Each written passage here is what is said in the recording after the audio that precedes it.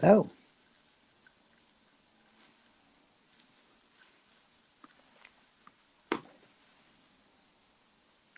Just wait for Siska to join us, and then we'll start our interview.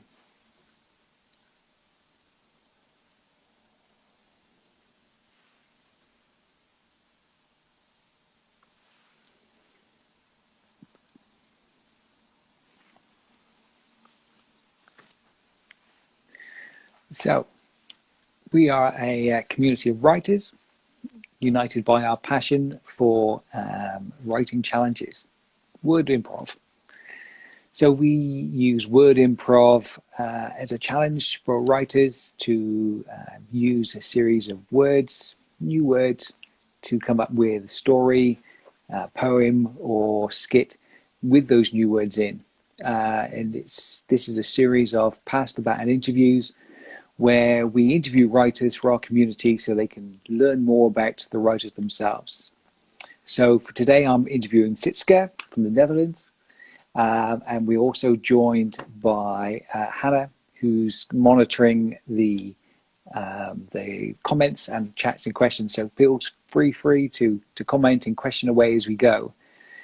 So here is Siska. Thank you for joining us, Siska. Hello. So Siska is from the Netherlands, and she loves horses and animals, and she has 10 horses that she trains and works with on a daily basis. She loves animals and horses, but especially kind of likes poetry and writing.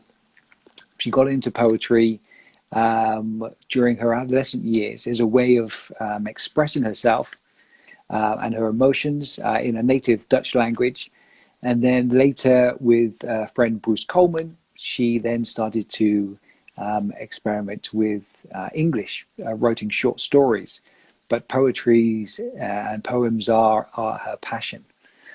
And you can learn a lot about her from her poetry, reading about her emotions. And it's interesting. She also has a Weebly website where you can read some of her poems as well. And it's really nice to see her kind of emotions coming through with that. Really good. She always loves looking forward to new challenges, and she joined Word Improv as a way of using those prompts to help with her writing and her poetry. She's kind of only just started kind of being live and sharing her poetry with people, and she's done that through this site, through the challenges and through the interviews and going live on Instagram.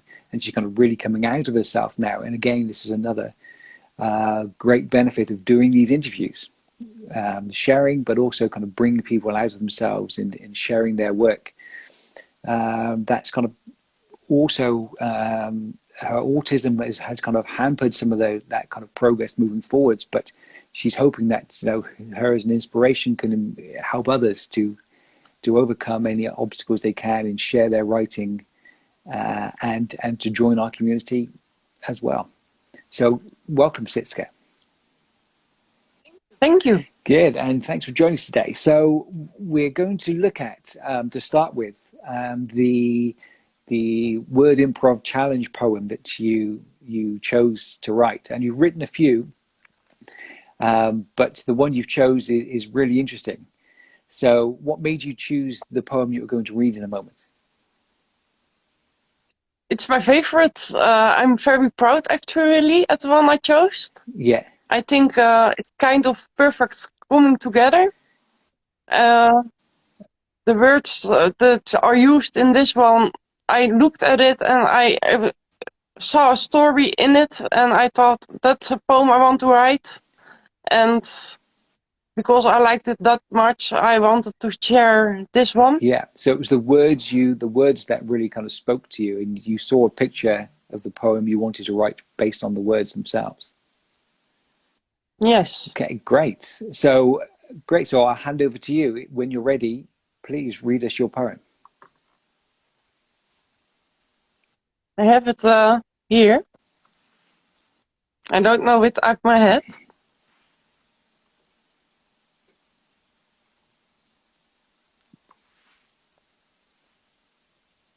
I've called it Dangerous Temptations.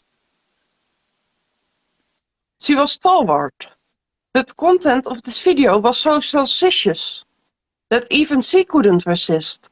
It was like the sire was calling ubiquitous.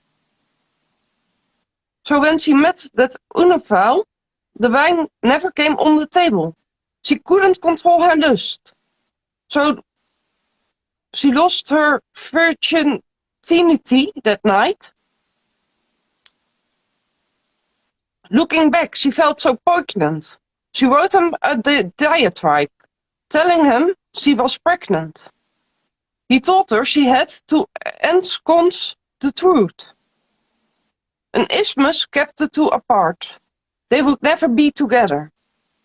But when her community found out, she received a largesse. A lifetime of good deed paid off. Wow, that's really great. Thank you for sharing. So it's the words used, and for anyone who wants to read that again, that's on the Word Sleuth page. It should be pinned to the improv challenge. And so that's interesting. So the words you used and the words that kind of spoke to you to create that poetry, did it form a story that kind of was relevant to you and your emotions? Not to my own emotions, but I saw the words and I go back to my poem. And I thought immediately, so Sisyphus, that's the word, Yeah. is a word for giving temptations, giving dangerous, some sexual temptations there. And I knew, I recognized the situation of a young woman who got into trouble. And I thought, that's a story there, and I think more people will recognize something like that. Yeah. And I like to bring situations that are recognizing for people back into poetry. Yeah. You said as well that you use poetry as a way of expressing your own feelings and emotions, That's especially true. when you were younger. So how did you discover that was a thing that you could do? Now, I was a little depressed back then, and I was kind of stuck, and I needed to find a way to express those emotions, and I couldn't find anything until one day I was at school, and we were learning about poetry, and I found that there was so much emotion in poetry that I thought maybe I can try it myself too, to write something. Yeah. And I started to write, and I never stopped. Great. Wow. And what impact, what difference do you think that made, having poetry as an outlet for your emotions? A lot. Because when you are in a difficult time, you need something to express yourself. You need, especially, I find it difficult to talk about my emotions, to do my autism. Mm-hmm. And we all have the need to express ourselves.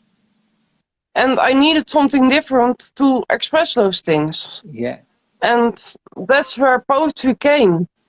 And that's where I needed it the most. And when I found a way to give an image, I always call it an image, because I give something you can see to my feelings, what I can hold and where I can look back at. So it becomes clear to me what I'm feeling, what I'm going through. So it's not so abstract anymore. Yeah. Great. So how does the rest of your life now kind of fit into your poetry? I know you have horses you look after as well. So how do they feature in the emotional content of your poems? Horses reflect a lot of emotions. They give back what you are feeling. Dus when I work with my horse, they tell me exactly how I am feeling, how I interact with them. If I am happy, they are happy. If I am angry, they give me angry feedback. So that's ook a kind of an emotional thing. Yeah, yeah, it's amazing. I looked on your Weebly website, and you have some artwork on there as well. Yes, true. Great. So it's all kind of combination. You have the input and use of the animals. You have your poetry and your art as well.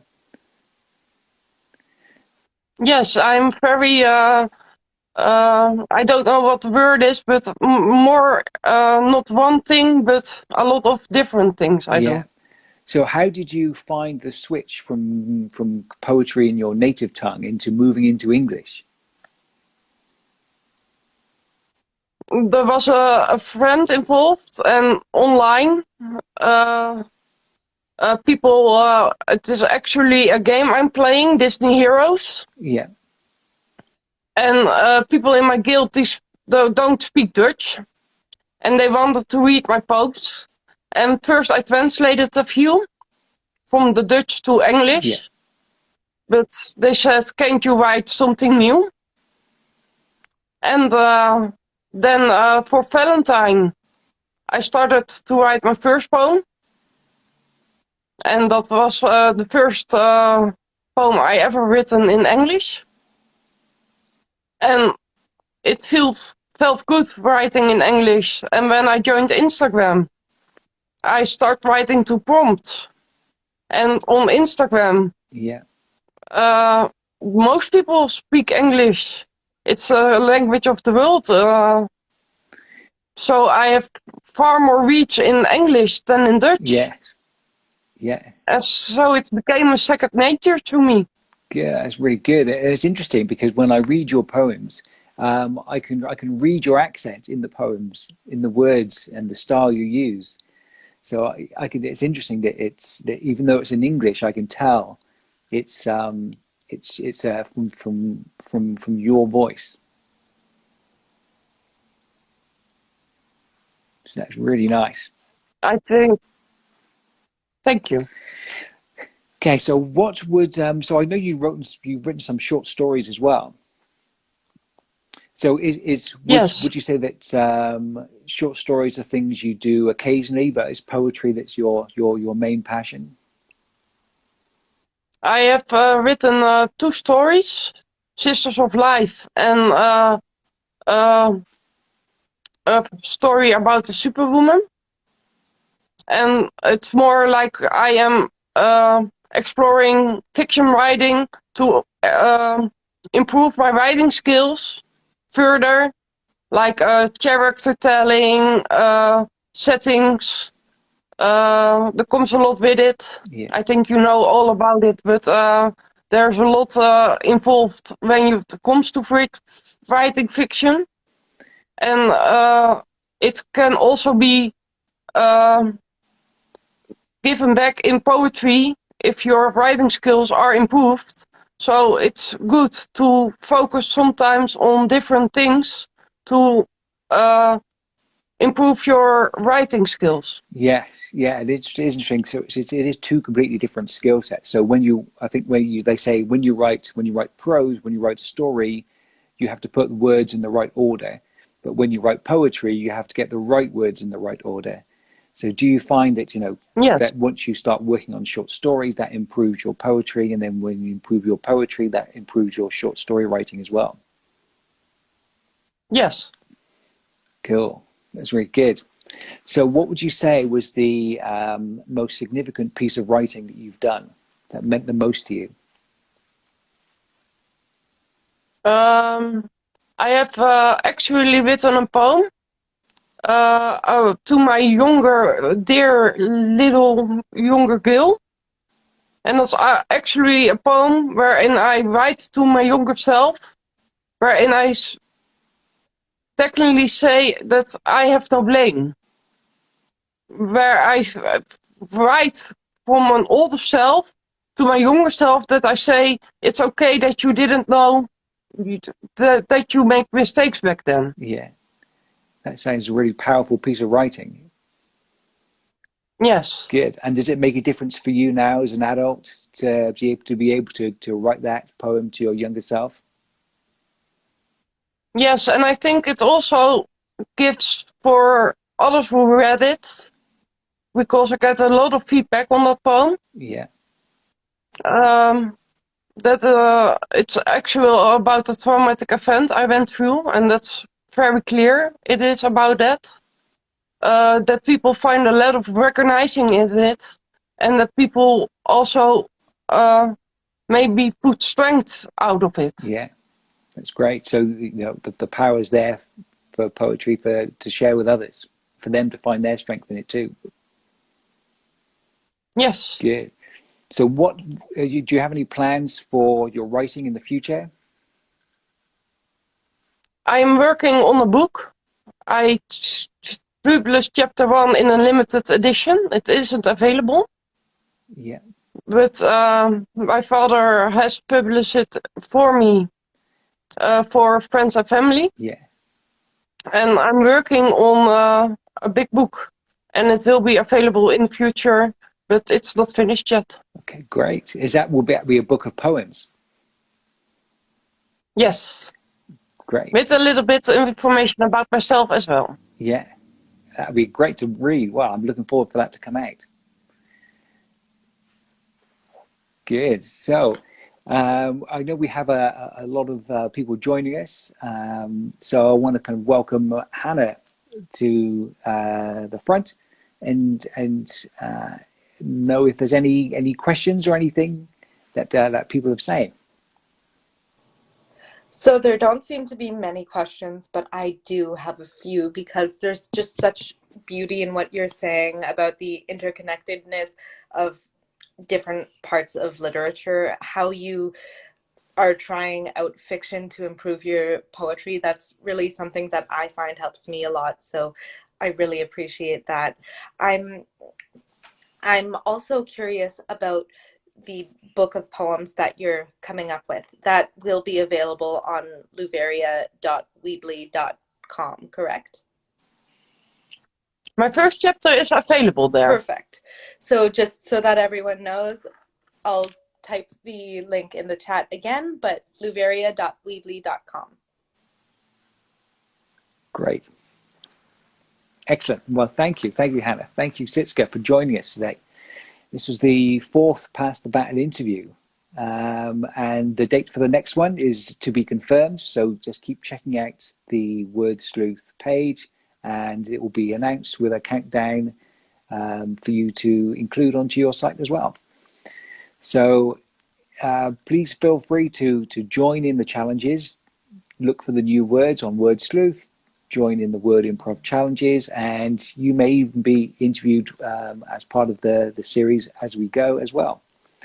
So thank you very much, everyone, for joining us. It was great to speak to you all and see you all. Thank you, Hannah. Thank you very much, Sitska. It was great to hear about your poetry and your work. And yeah, we look forward to seeing you at the next interview. So take care, everybody. Thanks for now. Take care. Thank you, Sitska. Thank you. Bye. Thank you, Anthony.